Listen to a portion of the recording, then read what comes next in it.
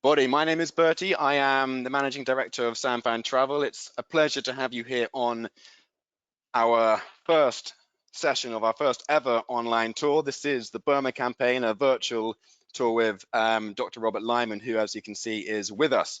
In a small moment of time, I'm going to hand you over to Rob, but before that, I'm just going to quickly go over some housekeeping so we're all comfortable with how this session and this week will proceed. As you will now know, we are using GoToWebinar, so it's a bit different to Zoom, but hopefully it's quite self-explanatory. But I'm just going to go over the basics as confident. You will notice that you are muted and your webcam is not on, but despite that, we do want you to get involved and interact in this tour. So you'll see in your pop-up dashboard, there is a tab which says questions. Now, if you click on the arrow next to that, it will bring out a box where we really invite you to introduce yourself, let us know who you are and where you're tuning in from, but also to put any questions you have for Rob into that chat box. We're not going to interrupt Rob while he's in full flow, but at the end of the session, we're going to have a nice amount of time where I will try and direct as many of those questions as possible to Rob if he hasn't addressed them in the body of his presentation. Also, you'll see a hand icon on the left of that pop-up dashboard. If you click on that, it will turn red, and that's basically your hand, and it will signal to me that you wish to put a question directly to Rob. So what I'll then do, if we have the time, I'll unmute you. You can then directly ask Rob your question. So we'll do that at the end of the Q&A session. So I am aware that many of you are not watching this live, but you're watching the recording, so welcome to you as well.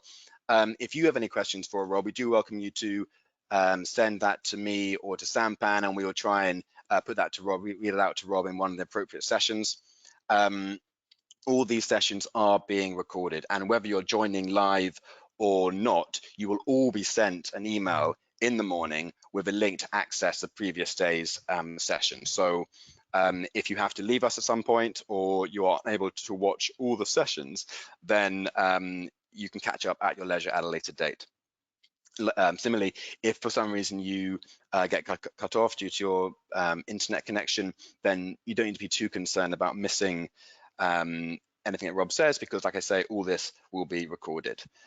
If you do for some reason get cut off from the webinar, you just need to return to the email which you received an hour ago and the one you received when you first registered. Follow the orange button saying join webinar, and it'll be the exact same process as you took today to get to where you are now. If either I or Rob disappear, then just hold tight, stay where you are, and we'll come back as soon as possible. The webinar will continue even if we're lost momentarily. If for some awful reason the whole thing goes down, likewise, go back to that email, click on that button, and we'll get it up and running as soon as possible. I apologize in advance for any technological upsets. Hopefully they won't happen. But like I say, if they do, recorded, so hopefully you won't miss out on too much at all. I think you are all aware of the format of the tour. This is part one of a 7-session tour, each at 7 p.m. GMT, and we'll be here for an hour ending at 8 p.m. GMT. You would have received in the first confirmation email an itinerary in brief to let you know what subject Rob will play of the tour. You can also, if you go to the, again, to the dashboard on your screen now, if you click on the arrow by handouts, you'll be able to see day 1 to 5 daily itineraries to give you even more of an idea of what Rob will be addressing each day. And later on in the week, we'll add day 6 and day 7 to that as well. And that's about it from me. So I'm going to hand over to Rob. Just finally, if you do have any technological issues, you can either use the hand up button, or better yet, have my email address, my Sampan email address in the confirmation email. So I'll try and help you out if you are having any problems listening or hearing or logging in. Apart from that, I think I'm ready to hand over to Rob. Rob, are you set? I'm ready to go. You are. Perfect. All right, well, all over to you, and I'll be back in about 45 minutes for questions, but welcome. Over to Rob. Thank you very much, Bertie, and welcome to everyone tonight. It's a bit of a strange experience, this. I would normally be looking at you all in a hotel at somewhere in Myanmar, or on the bus as we're going around various places, and I can see you and engage with you, and we can have various conversations as we go along. It's clearly you can't do that tonight or this week. So what I'm going to try and do is just give an overview of the major themes and points of interest I think everyone needs to know about the period between 1941 and 1945 in Burma. It's my script, so I'm giving you what I think is important, but by all means, as Bertie says, if you want to ask particular questions, then feel free to send them through either tonight online or by email. I mean, it's a little bit artificial, this, of course, because we're not there, and we just need to take that into consideration as we're going through.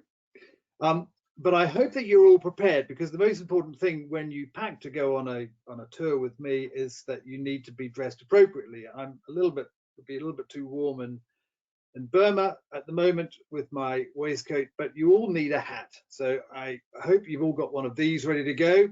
The one thing I do enjoy about tours is looking at the wide variety of headdress people take with them. But the hat's very important. Burma, I don't take malarial tablets anymore when I go to Burma, but I always take this because when you're sitting having a gin and bitters at night, a little bit of DEET or jungle formula is important. Don't forget these. The sun does glare somewhat, so take your sunnies with you. And talking about sun, a little bit of ultra sun is important as well. My wife would be very upset were I to go on a tour without that. And of course, make sure you've got plenty of water. Right, so that we're all prepared, let's go on our trip, on our first trip. And just so that everyone understands what we'll be doing, I'll try and give you, if this machine works, a quick summary of what we'll be doing during the week. So here we are on the first session. We'll be looking at 1942 and the Japanese invasion very briefly. Tomorrow night we'll be looking at the Battle for Burma. We'll be then looking at Arakan. I'm going to bring the three battles of Arakan together in one session. We'll then look at Imphal and Kohima, the Japanese invasion of India, in session 4. We'll then look at Indore and Machina and the Chindits, and bring the two Chindit campaigns together and look at that. And still will session 6, we'll look at McTeal and the reconquest of Burma 1945. And then finally, I think what would be really helpful is just to bring it all together with a number of reflections from me about the Burma campaign, and also hopefully being able to answer some questions that you guys have sent through. Well, the first thing we need to do is imagine that we're in Yangon or Rangoon at the moment, and you will all have mixed your gin and bitters or whatever the cocktail is that Bertie sent to you. We will visit the Strand Hotel. I mean, it's been done up fabulously in recent years. The first time I went to Burma in 1999, it was in a very bad order, but it's a remarkable place, and it's really reflective of the colonial era. All of the architecture in downtown Yangon, in fact, is exactly as it was 100 years ago, and there's quite an enormous amount actually of rebuilding going on as we speak. The one big change that I've noticed in Yangon over the years is that the monsoon drains have now got coverings on them. That was a dangerous place to start with. So we'll go to the Strand Hotel. We'll also go down to Scott's Market, which is fabulous, and you'll be able to buy your silver elephants and trinkets to take home. And we'll go and visit the Anglican Cathedral, which has some remarkable memorials to the Chindits in it. And it was the spiritual heart of colonial Rangoon back in the day. This is a tour I was with in March. I mentioned the hats. There's a wide variety of astounding headgear on display there, but it's all good fun. And remember that it can be very, very hot. For those of you who don't know, of course, the monsoon arrives in late April, early May, and by goodness gracious me, does it rain. And it'll rain all the way through till October. If you're lucky, it'll rain in central Burma at night, not during the day. But in the hill country, it can rain night and day. And just to give you a sense of how much water flows, in the UK, we get perhaps 32, 33 inches a year. On average across Burma, and forgive me, I'll call it Burma rather than Myanmar, because I spend most of my time thinking about it as Burma, they get perhaps 200 inches. In the hills, certainly into Manipur, the wettest recorded rainfall in Manipur is 470 inches. Think of that, 470 inches. It is quite extraordinary. And along with the heat, it's very humid, so you'll need to drink plenty of water. Now, I love this picture. This is perhaps redolent of how everyone remembers Burma, everyone who doesn't live there. This is an exotic place. It's unusual, it's far away. The British ruled Burma from 1885, so not particularly long before the Japanese arrived in 1941-42. And it was acquired principally to protect the eastern part of India after centuries of animosity between the Assamese kings and Burma. In fact, most of Assam had at one time been part of the Burmese Empire.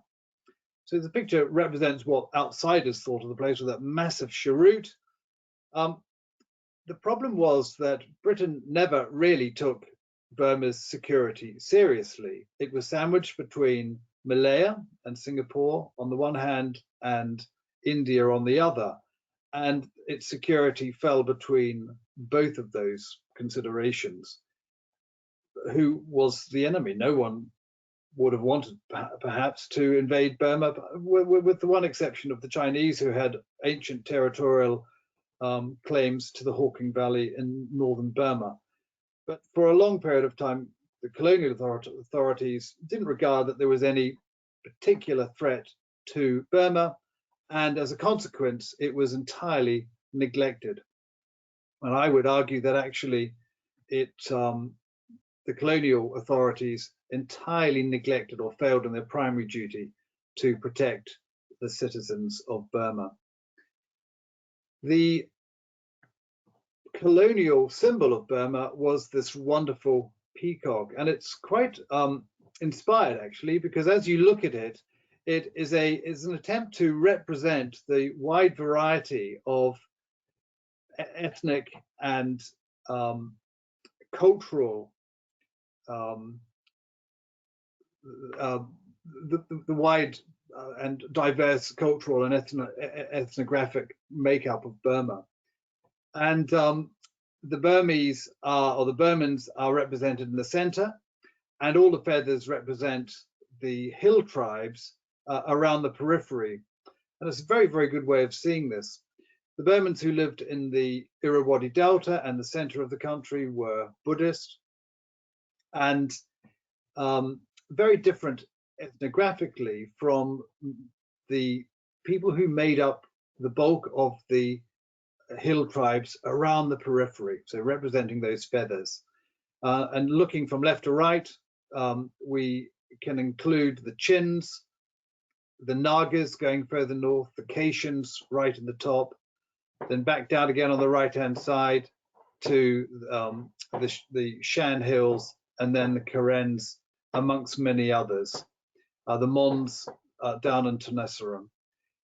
And in 1941, 42, the population of Burma was about 17 million, of whom 10 million were Burmese from the center of the country, and about 7 million were from the hill tribes. This is quite significant in terms of understanding the support or otherwise that the British colonial authorities received from the population.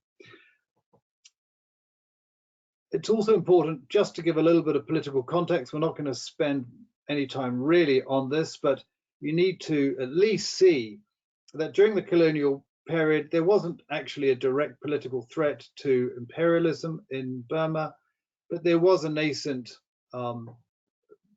growth of independent sentiment. It was really quite highbrow, if I can put it like that. It was the product of the British educated elite, and you have three representations there: Balmore, Yisaw, and Aung San, all representing different strands of independent or political opinion with regards to independence. And all these individuals played a role to one degree or another in the war. And during the week, we might touch on a number of them. Aung San, of course, is the father of Suu Kyi. Now, it's also important in terms of context to understand the role that Burma played in Allied strategy as well as Japanese strategy, and we'll come to that in a moment. But this photograph represents the essence of the Japanese interest in Burma. The man on the right is T.V. Soong, who was the Chinese ambassador in the United States. We all recognize rather Roosevelt on the left-hand side. The document that's been held in the middle was the Lend-Lease Agreement. The Lend-Lease Agreement in 1941 allowed billions of dollars of American military and other aid to flow to China. And it flowed to China through the Burma Road. The Burma Road had been finished in 1938, and it ran from Rangoon on the map, which you'll see in a moment, through Mandalay up to Leshio and into China. And Japan was only interested in Burma in respect of closing the Burma Road. The Burma Road was the only way in which American largesse could get its way unimpeded to the Chinese government, fighting Japan since 1937. And here's the map I mentioned: Rangoon at the bottom, rail all the way up to Leshio via Mandalay, and then by truck to into Yunnan province, and then into further up to Chongqing. And it's important here to really just focus in on this for a moment, because the only reason, as I said, the Japanese invaded Burma was to seize Rangoon and close off the Burma Road. All they needed to do, all the Japanese needed to do, was to close Rangoon port. The rest of Burma, in their planning for 1942, was of no impact or importance whatsoever. Things changed, which we'll come to in a moment, and we'll talk about tomorrow. But actually, in the original planning, it was Rangoon that was important to them, because without Rangoon, there would be no Burma Road. It's worth simply saying that as the war progressed, one of the Allied strategies led by the Americans was to be able to replace the physical land-based Burma Road with an aerial line of communication into China. And that was from the northern Brahmaputra Valley. You can't see it on this map. I'm not sure whether you can see my pointer, but north of Imphal, I'm going right up here into northern Assam, the Brahmaputra Valley, a place called Lido. Was the Indian base for the Hump airlift into China. And over the period between 1942 and May, June, July 1944, something like 600,000 tons of supplies were airlifted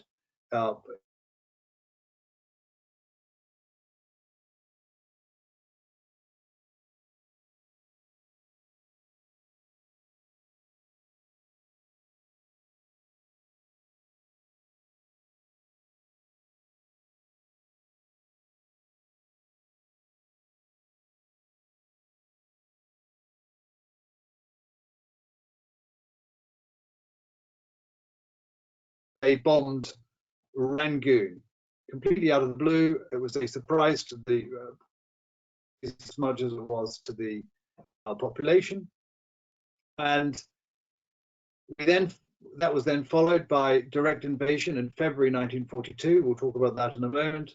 In 1943, we saw operations in Arakan. Arakan is the coastal region of Burma, now known as Rakhine State. We also saw the first Chindit expedition under Brigadier Ord Wingate in 1943. Then we saw the great battles of Imphal and Kohima in 1944, which were caused by the Japanese invasion of India. And then in 1945, we saw the reconquest of Burma and the battles of Mandalay, Maktila, and then the pursuit battles through Toungoo down to Rangoon again in 1945. Right, let's move on now specifically to 1941 and 42 and understand, or try to understand, what was going on in Burma. The way to do this, I think, tonight is really just to think about how to defend Burma. And I'm going to ask you the question, how would you defend Burma? It was a very difficult question even then. So let's just assume that up until 1940, there weren't really any plans to fight a modern enemy in Burma itself. Burma was simply a colonial outpost. Its military assets represented a staging post between India and Singapore. There hadn't been any significant planning to protect its borders. Most of the army in Burma, there were 8 regular battalions of Burma Rifles in 1942, had been, there were only 3 actually in 1939, they were raised to 8 in 1942. Their role was to protect the border crossings and to provide internal security. So the challenge in December 1941, when the Japanese invaded Malay and started charging down towards Singapore and bombed Rangoon in December, was, well, if the Japanese do come up towards Burma, how do we defend? And to cut a long story short, there were 2 options. Essentially, we take whatever armed forces we have and push them as far down into Tenasserim as we can in order to fight forward. Or we withdraw our troops back to the area of Rangoon and the access points to Rangoon, one of which is the Sittang River Bridge, the railway bridge crossing the Sittang River at Moulmein, and also up to Toungoo, which is really the entrance to the lower Shan states from the road system in Thailand. We have 2 options. The man on the left is General Sir Thomas Hutton, a Royal Engineer by background, a man with a brilliant mind and a formidable reputation as an administrator in India. And the man on the right, many of you will know, is General Claude Auchinleck. Thomas Hutton came out in December 1941 with responsibility for drafting a plan for the defense of Burma. Both he and Wavell didn't expect any attack until the end of the monsoon in 1942, if indeed there was to be an attack. So the monsoon finishes in October. So he thought he had at least a year to go. One of the real problems with Allied planning, both that's British and American and French for that matter, and Dutch, planning in 1941 and 42 was a complete underestimation of the capabilities and the potentialities of the Imperial Japanese Army and of their strategists. And many things that the Japanese were able to do in 1942 and 43 were completely underestimated. And unfortunately, Thomas Hutton and Wavell significantly failed in this respect in 1942. What Hutton did was he argued that the forces that he had available to him, essentially the 1st Burma Division, which was 2 Burma brigades and a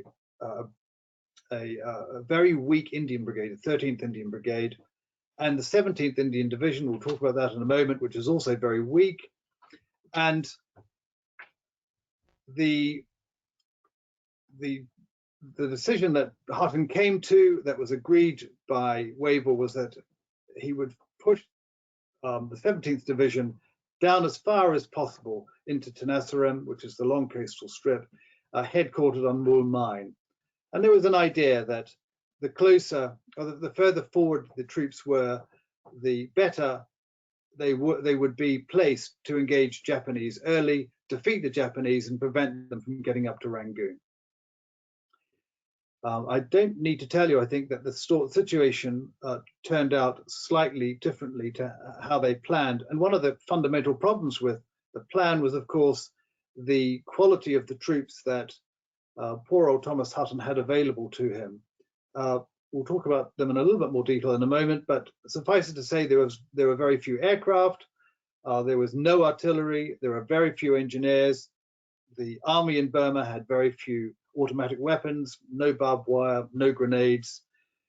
Most of the battalions were a third of the strength that they should have been. There were 2 regular British Army battalions in Burma at the time. Both battalions were severely under strength. They had about 250 men each. It's also important to say at this point that there was no expectation ever of fighting in Burma. So no jungle training for the garrison, and the jungle training that was given to the 8 regular battalions of the Burma Rifles was perfunctory, to say the least. It's also important rather, just to say a few words about these gentlemen. The Imperial Japanese Army was a formidable infantry-based fighting machine in 1942. These guys gave Western armies in Asia a dramatic shock, a shock which they had not expected, and of course the dramatic defeats across the Pacific in 1942. Infantry base, but with a significant preponderance of automatic weapons. I think this photograph's interesting, not only because the Japanese soldiers are smiling, they're very confident in their abilities, but they had at least 1 automatic weapon in every section. So 3 or 4 sections in a platoon. We've got 3 or 4 automatic weapons in a platoon. In British and Indian and Burma Army battalions at the time, you were lucky to have 12 Lewis guns in the battalion. So not a significant number of automatic weapons. In fact, there were many Indian recruits who turned up in Burma in 1942 who had never not only seen an automatic weapon, but had never heard one until the Japanese started using them against them. The Japanese were superb infantrymen. They were very flexible in battle. They integrated their artillery, and when they had it, their armor, and when they had it, their aircraft incredibly well. They were able to communicate well.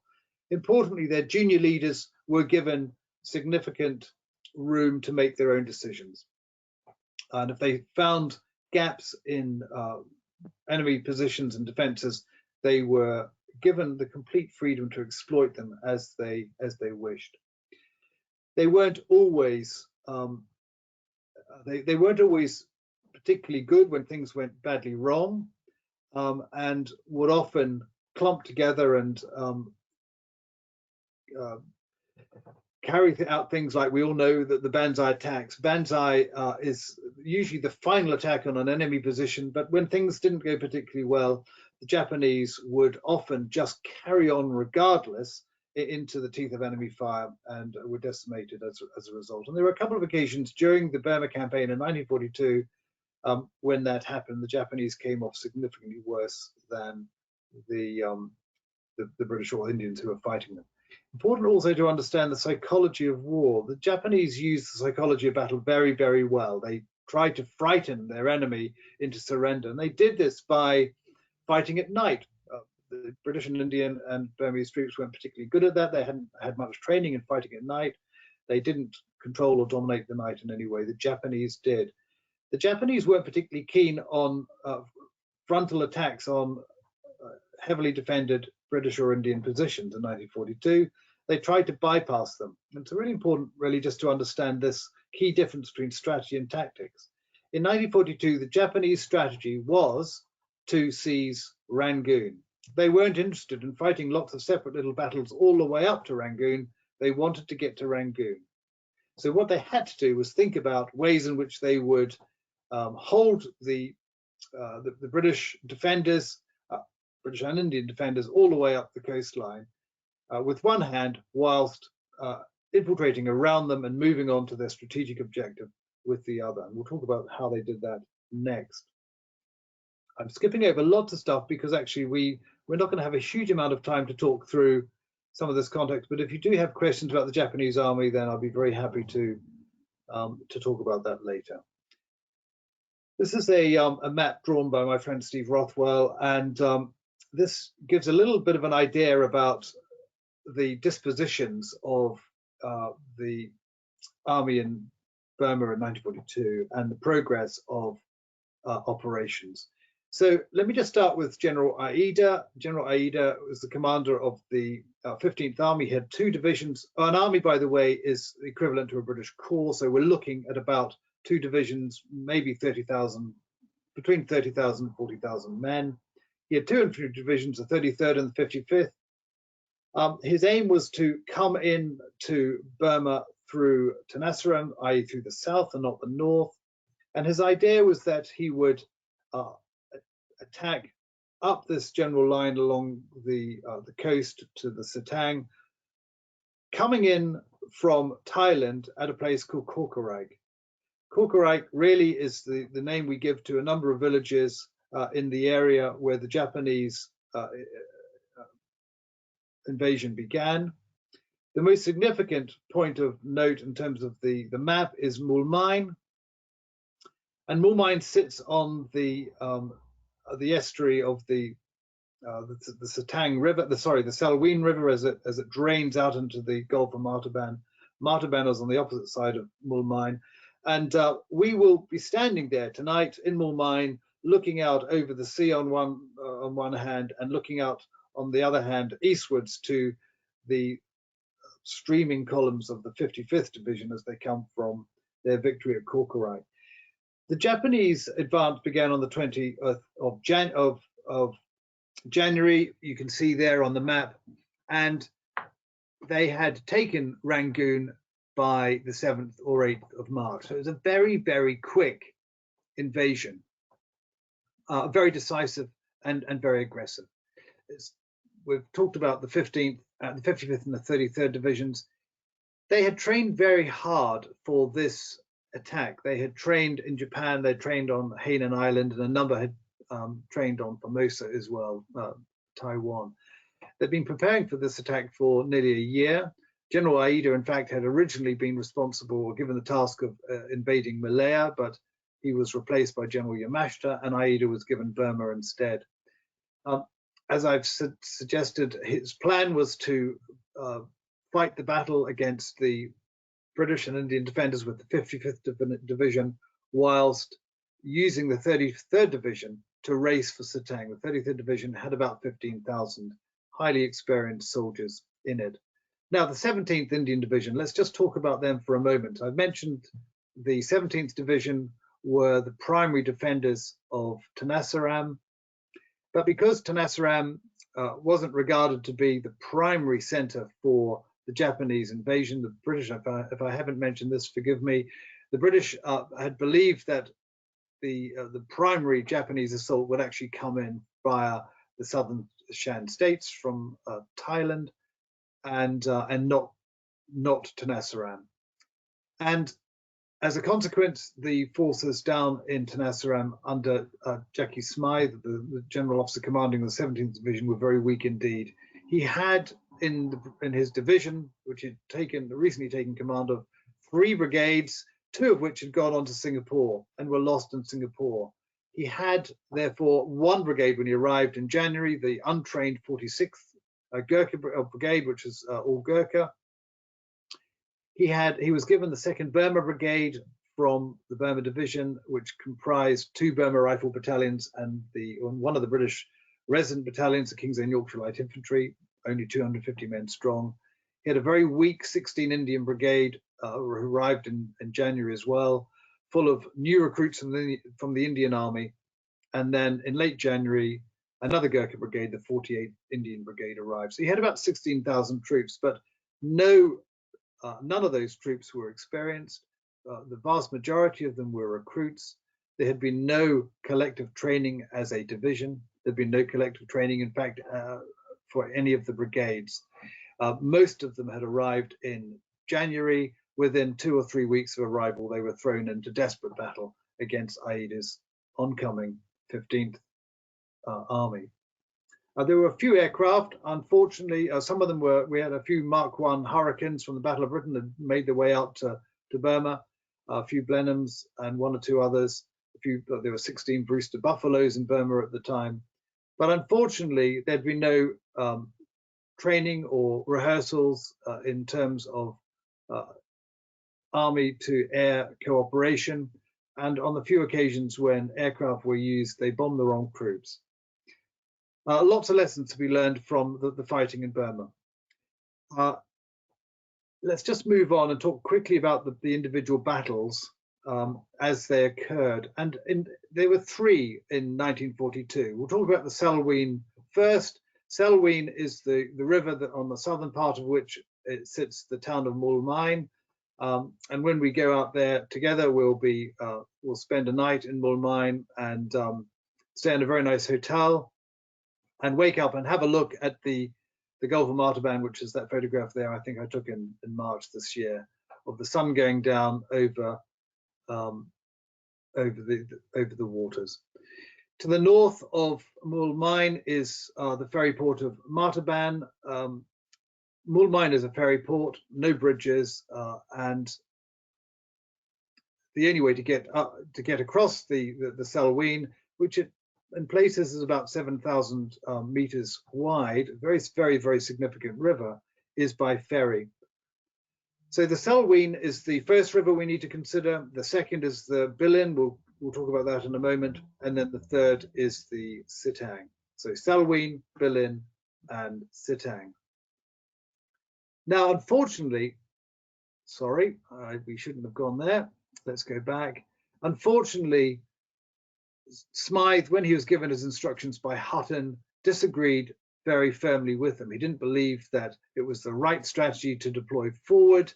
He had about 400 miles to control up the Selwyn River, which he knew to be absolutely impossible with the very few troops he had.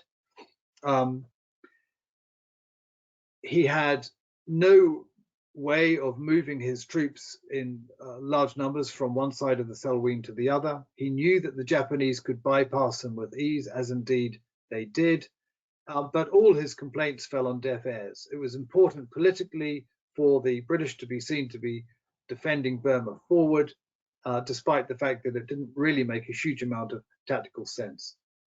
So how did he deploy his forces? Well, he had the weak 16 Brigade, which was sent forward to the Thai border at Korkorike, and he had his equally weak 2 Burma Brigade with 4 very weak battalions of about 300 men each, based in Moulmein.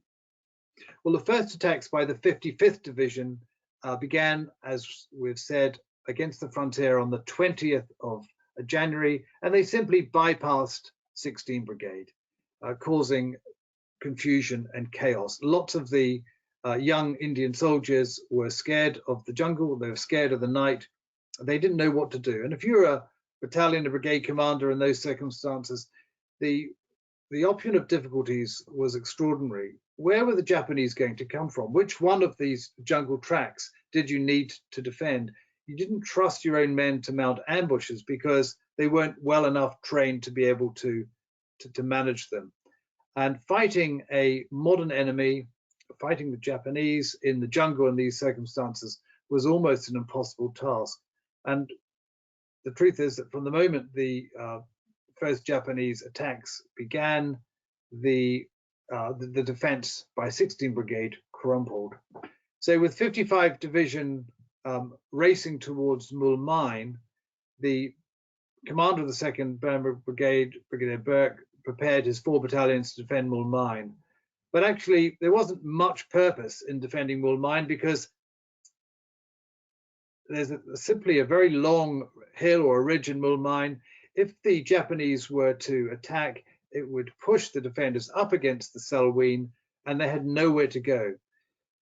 As it turned out, the brigade did a very good job of fighting off the Japanese. Japanese battle histories talk about the intensity of the fighting for Moulmein, but Burke was right. He had nowhere to go, and the battle only lasted for 24 hours, and he loaded up the remnants of his battered brigade into ferries and sent them to Martaban and then further up the coast to Chokto, which we'll mention in a moment.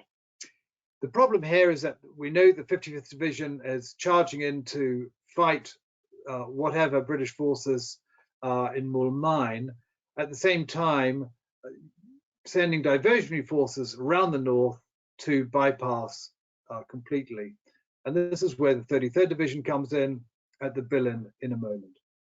So let's go to the Bilin. The Bilin's a very interesting river. For much of its length, even in the monsoon period, or for many parts of it rather, even in the monsoon period, you can walk across it. It's quite shallow. During the summer period, as you can see in the photograph underneath, it is completely dry. So it wasn't really a defensive position. Just think about this concept of defending against two enemy divisions coming towards you. How do you actually do it? The defensive concept that had been taught in the British Army for many, many years was of a linear defense, where you think of a long line with defended posts, and if you don't actually control the ground between those posts, you dominate it by patrolling.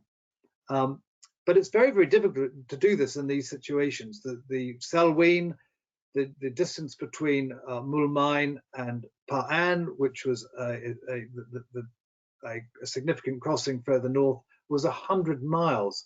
There's absolutely no way that Smyth had the resources to protect and control all the crossing points over the Sittang. And the same was true of the Bilin. Basically, wherever you put your troops, you could easily be bypassed. And that's the story of the Bilin River battle. There were many parts that were crossable, affordable, and the Japanese made most of those opportunities. They held the British and Indian defensive positions where they could find them with one hand, and with the other they bypassed them. And bypassing was the classic maneuver deployed by the Japanese in 1942. As I said earlier, they didn't need to engage a position head on or face on because they needed to destroy it. They simply left it to wither on the vine. The initial defenses at the Bilin River were pretty chaotic. The 16th Brigade, which had received its bloody nose at Corkerite, had moved north, and they were sitting between the Bilin and the Salween, reinforced by the newly arrived King's Own Yorkshire Light Infantry. 46th Brigade set to the rear and the north of 16th Brigade. 2 Burma Brigade came between the Salween and Chat To, and 48th Brigade was sitting at Chak To as well. By this time, the 33rd Japanese Division had arrived and started their race towards Mokpelen, the Sittang Bridge, doing exactly what Smyth worried the Japanese would do. And yet, Smyth still had to fight the battle against the 55th Division. So his options were dramatically limited. He had to fight off Takichi's 55th Division, whilst at the same time trying to head off the 33rd Division racing for Mokpelen. And he was responsible for fighting forward. He was given a job that was too big for the 17th Division, unfortunately, at the time. Let's just now quickly go to the Sittang Bridge, where the first part of the battle in 1942 really came to an end. So we've covered the attack at the initial attacks on the 20th. We now get to the point where the Salween had been crossed, the Bilin had been crossed, the Japanese were bypassing British defenders. The British and Indian troops at the time, and you'll need to forgive me because I use those terms interchangeably, essentially we talk about the British, it was a British Indian army with significant Burma army components, were being bypassed, and it was very hard for Smyth to communicate with each of his brigades. It was very hard within those brigades to communicate with each other. The only way that, the only effective way of communicating within a battalion was by runner. There were the few radios that existed didn't work in the topographical circumstances they found themselves in, and they had to rely on runner. Well, of course, the Japanese made a point of targeting runners and ambushing all the tracks and roads, and communication between battalions and brigades was precarious to say the least. So it's all right to think about Smyth being able to give his orders to his brigade commanders and instructing them what to do and where to go. Actually, for the majority of times in 1942, those instructions did not get through to the units that required them. So we have here now a race for the Sittang Bridge. The Sittang Bridge was the only crossing of the Sittang for a significant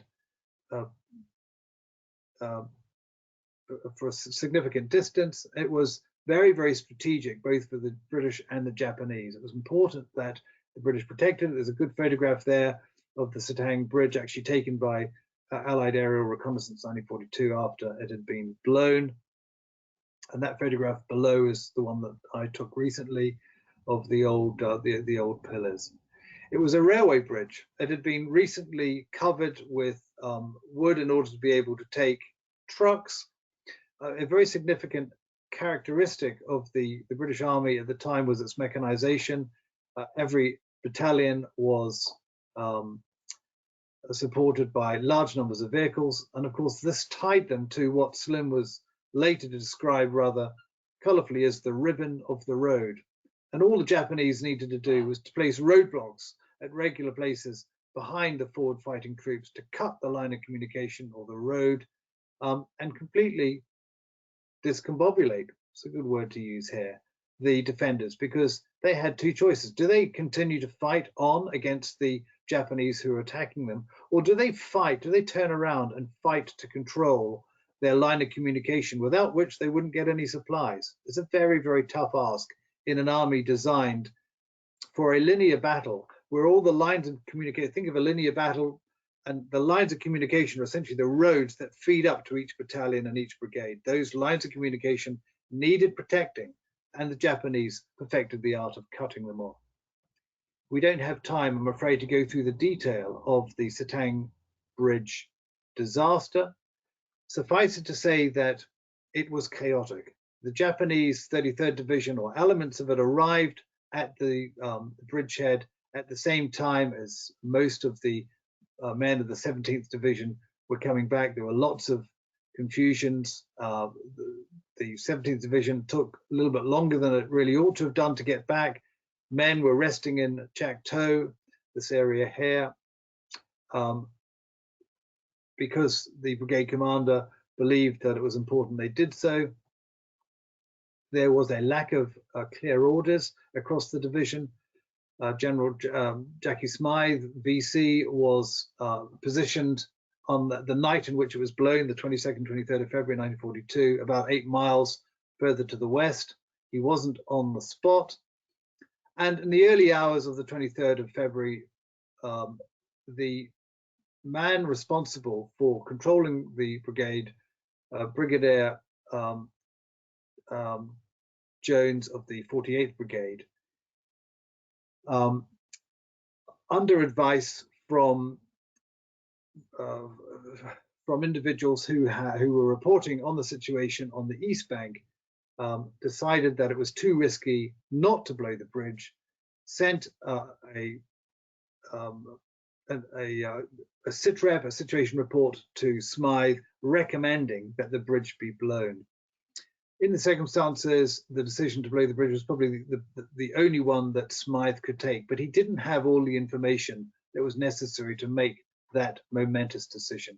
And as a result, when the bridge was blown in the early hours of that morning, about of the 16,000 men of the 17th Division, only about 3,500 were either across or who were able to cross by swimming that day. And of those 3,500, probably only 1,400 had their weapons with them. The Sittang Bridge saw the end of the first significant phase of the Burma Campaign in 1942, and it saw the complete destruction, essentially, of the 17th Indian Division. It did rise like a phoenix later on, but at this stage, the loss of the 17th Division was cataclysmic to the British effort to defend Burma. And I think what I'll do is I'll just bring it to a close there. We've run out of time. What I do want to do is just make a few recommendations. I have only just touched the surface of an extraordinary period of time, period of history. There are a number of books that I'd like to recommend. I think you will be able to see them here rather. So if I go and put on the webcam, So the first one, now there are lots of very, very good books about the campaign.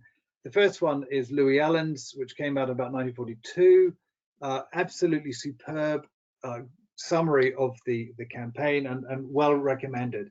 In terms of the detail of 1942, there is no better book than Ian Lyle Grant's Burma 1942. It's quite rare now, so if you can find a copy on Abe or on a secondhand bookshop, you'll be doing well. Alan Warren, an Australian academic, has produced a really, really excellent book, Burma 1942, easily accessible, great summary, good judgments, really, really warmly recommended. Going back quite some time, my friend Raymond Callahan, Ray, produced this in 1977, which is an encapsulation of the political arguments around Burma between 1942 and 45. It's a very short book, and plenty of them available online secondhand. If you want to understand something about the Japanese, the book I go back to quite repeatedly is this one here by a husband and wife team, the Harris, Marion and Susie Harris, Soldiers of the Sun. Published quite a while ago, but full of really good stuff about the Imperial Japanese Army. A couple more books, or two more books that I want to recommend for people who are there. This is by John Headley. This is a book published posthumously from his memoirs. John Headley was an extraordinary soldier, civilian soldier. He joined the Burma Rifles at the outset of the war. He was in the Burma-Bombay trading company, and his story of the 1942 campaign. He was also a Chindit and was involved in SOE in 1945. Absolutely amazing. And finally, last but certainly not least, is James Lunt's brilliant book, The Retreat from Burma, or A Hell of a Licking, which is a quotation from Stilwell.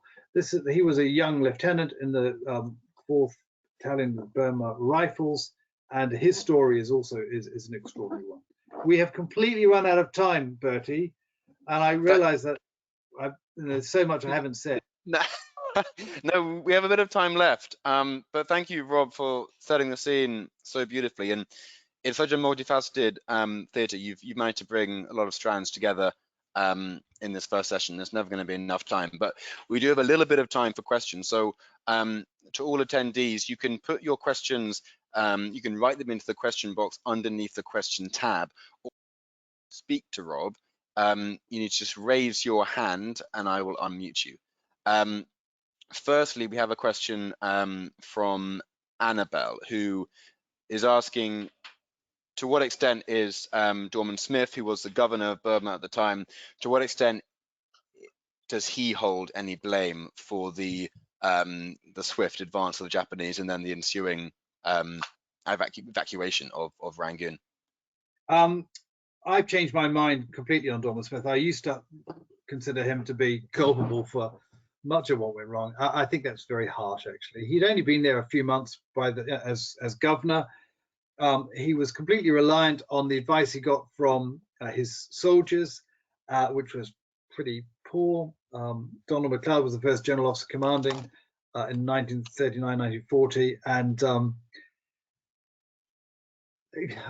he was also a product. I mean, I think he was quite a remarkable man, Dorman Smith. He was quite enlightened. He was from an Irish family and understood the imperatives of independence. And I think that on the whole, he did a pretty good job, really. He's had a bad press. A number of the press at the time, the American in particular, journalists in Burma in 1941 and 42 blamed him because he was the governor for everything that went wrong. And he's also been blamed, probably unfairly, because immediately after the retreat, he set up the government of Burma in exile in Shimla and prepared to come back into Burma in 1945 or whenever the Burma was recovered, and to re-establish the colonial enterprise. Well, of course, there was a huge distance in not just in time, but in terms of thinking and an attitude between 1941 and 1945, particularly in respect of colonialism. And the idea that Dorman Smith had of just coming back at the end of the war, 1945, and re-establishing what had been there in 1941 was very, very naive. But to go back to the question, he wasn't to blame for everything that happened in 1942. That was a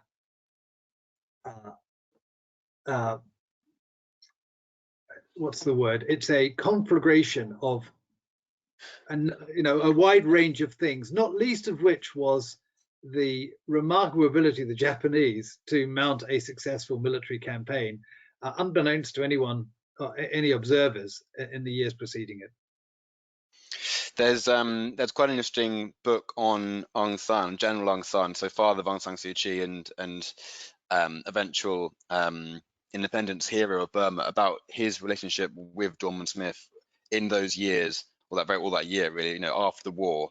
And it's quite interesting their relationship they had in those years as Burma was desperately trying to gain independence. It's very interesting actually, because Dorman Smith was also closely controlled by his civil servants, but I think intellectually and socially and culturally, he had a lot of time for the men, the Burmese men who were driving the independence agenda, and had a lot of time for Aung San, and was happy to listen to them, happy to debate with them, happy to argue with them. And I think one of the issues that's very, very interesting during the war, the independence movement was bitterly divided, of course, but during the war, the communists, the Burmese communists, were very, very happy to support Dorman Smith and support the British. And in fact, in 1944-45, and particularly in 45, ended up supporting them in significant numbers. And Tom Carew, of course, who you know of, was a very significant player in the Force 126 SOE operation to use communist nationalists to support armed uprisings in Burma in 1945, and it was very successfully done. We've got a question from Tim, just quickly as well. Tim asked about the book recommendations. I'm going to add those books that Rob had recommended into my email to you all tomorrow, so don't worry about taking notes of those. I'll add that into the email so you have that on record. Tim asks, Rob, who took the rap for the blowing of the Sittang Bridge? Jackie Smyth took the rap, and to a degree it's fair. He should have been there. He should have been on the bridge at the time. He should have overseen the defensive posture of the bridge. There wasn't any really. For many, many years afterwards, even after Hutton died in the early 1980s, he wrote a letter to the Times saying, but of course the Sittang Bridge was mined for demolition. It wasn't. It had been mined for demolition, but those demolitions had then been taken off. You just need to remember the context here.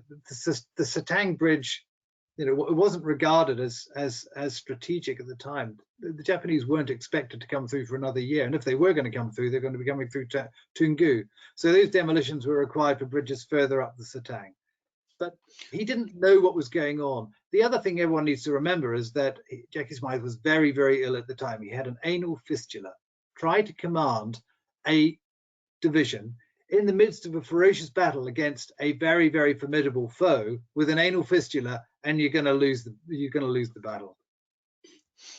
On the point of the Japanese, Peter asks, from where did they invade Burma? From Thailand.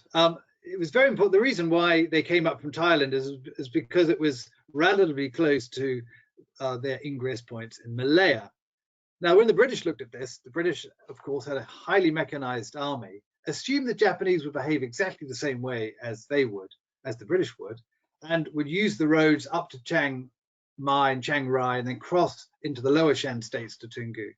They didn't do that at all. In fact, the 55th Division got rid of all its vehicles, converted them to mules, and crossed at Korkorite in order to go straight to Moulmein.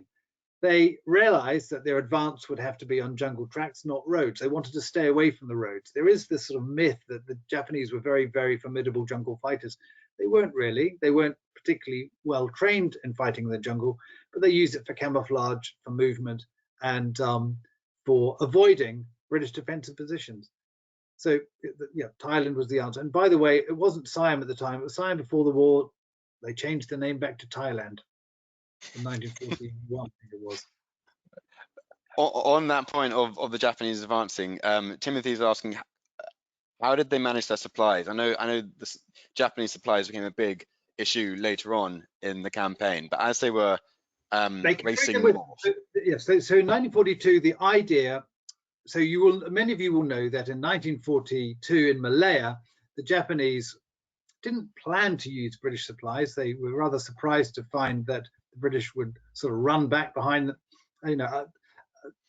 run back and leave their large stores and depots behind.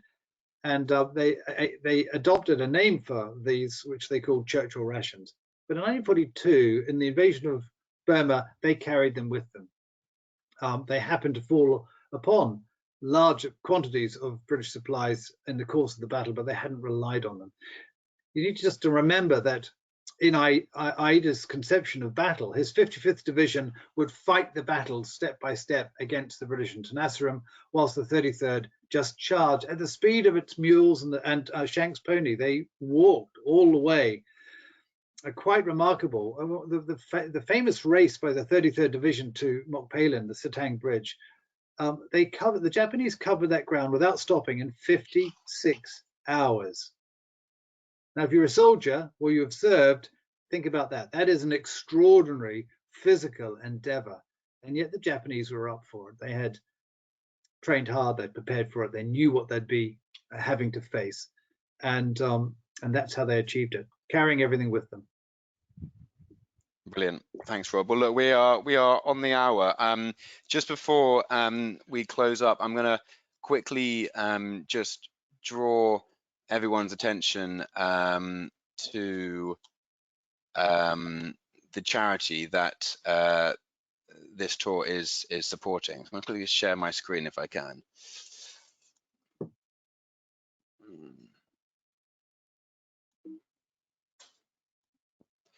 So give me 1 second.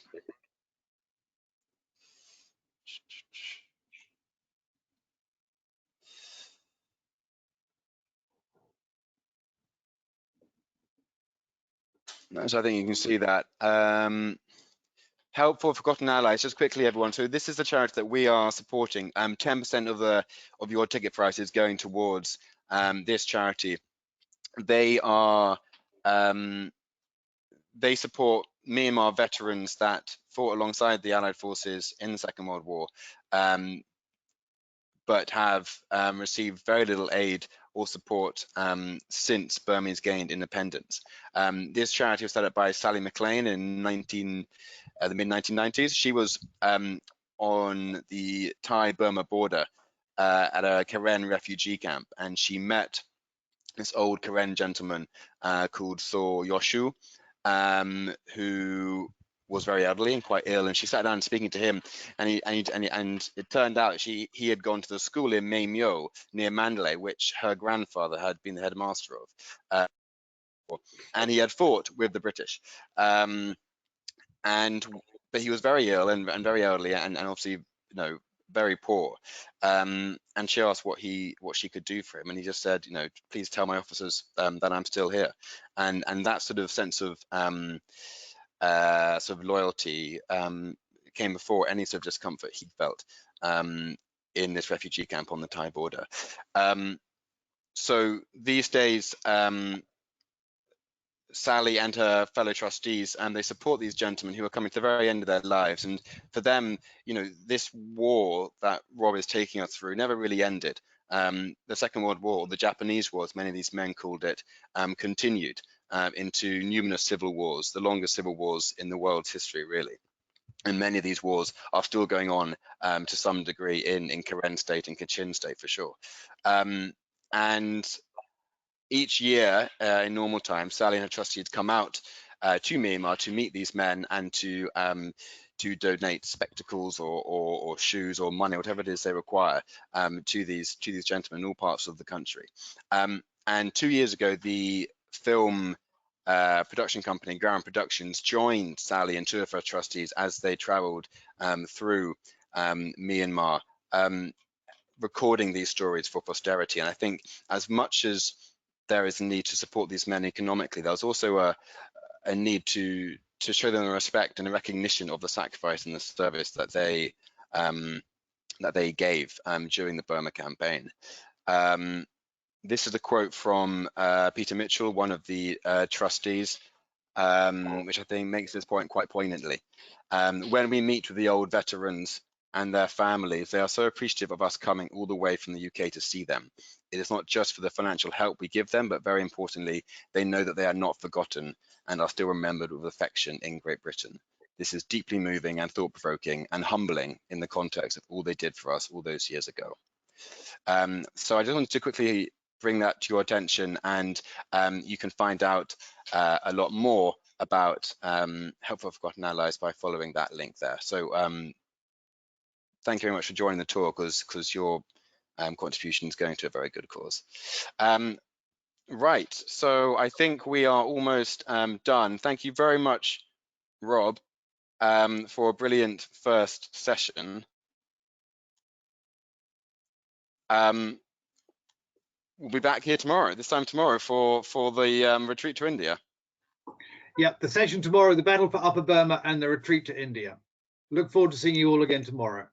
So thank you all, everyone. Same process tomorrow. Join the same link, same time, and I will send you Rob's book list and the recording. Thank you for joining us, and we look forward to seeing you all tomorrow evening. Thank you very much, and good night. Thank you all. Everyone.